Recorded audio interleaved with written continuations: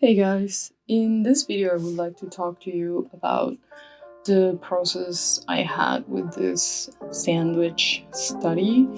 I've been trying to work on certain basic aspects, and so mostly I'm trying to focus on expressive strokes, and I'm trying to focus more on shape and volume.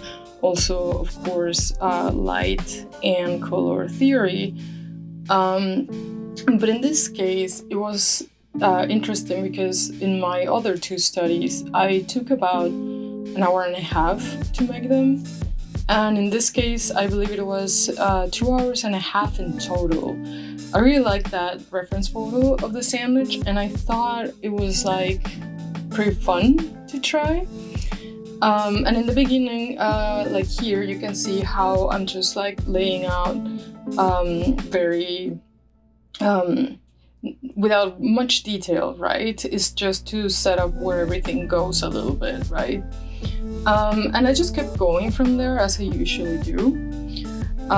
But suddenly I realized that the other exercises I've been doing have been mostly insects in this case, which have really nice, smooth textures. They play with light in a kind of simple way. It's a little bit like a still life to me, where you can have like a vase or something like that, but making it a little bit more interesting, right?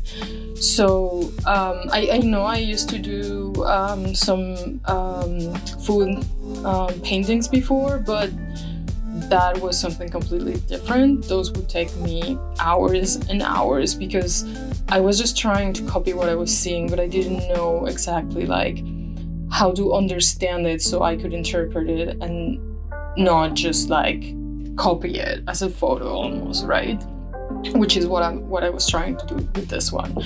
So with all the textures in the sandwich, I don't know, it was really funny. I wasn't sure what I was doing, so the next step I'm taking here is I already softened some of the edges because that's part of the process that I'm trying right now.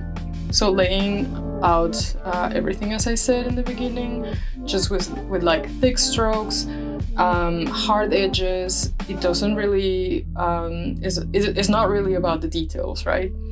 And then over here in the next step, I soften some of those edges, especially if I want to show distance and whatever.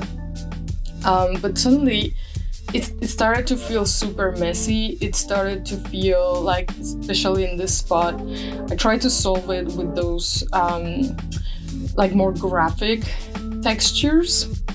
But as you can see, for example, the color, the shadows in the ham are very weird.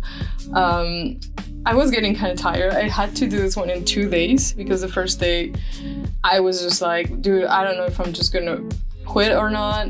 I'm getting kind of tired of this exercise, but you know what? I thought it doesn't matter. I'm just gonna push through because if I finish it, I'm gonna be able to learn way more of this, right? And I mean, to be honest, in the end, I kind of like the result. It's interesting. I really like the mix of painterly plus something a little more graphic. So it reminds me more of the Japanese style of drawing food, you know, the very kind of anime style. It looks delicious and everything is super shiny and it's realistic but very cartoonish at the same time. And they have all of this I don't know, everything looks wet and beautiful, even the bread, right? So I thought to myself, you know what, whatever, let's try something different. So there I'm going again with a little bit more of hard edges. As you can see, I texture the ham on the top part a little bit with some vertical lines, like a bit of a cross-hatching thing. And I did that because that's a little bit how you see the edge of the ham, you know, that's how it looks like a little bit. So that's the kind of thing I was trying for. I think in the middle is salami. So I decided to go for something more spots to go for that texture. It looks less like a slice and it was more a bit of a mush. I mean, you can see the reference photo in the description. And it got to this point where I said, you know what, it's good enough. I think this is just a study, it's about learning, and I'm okay with the result.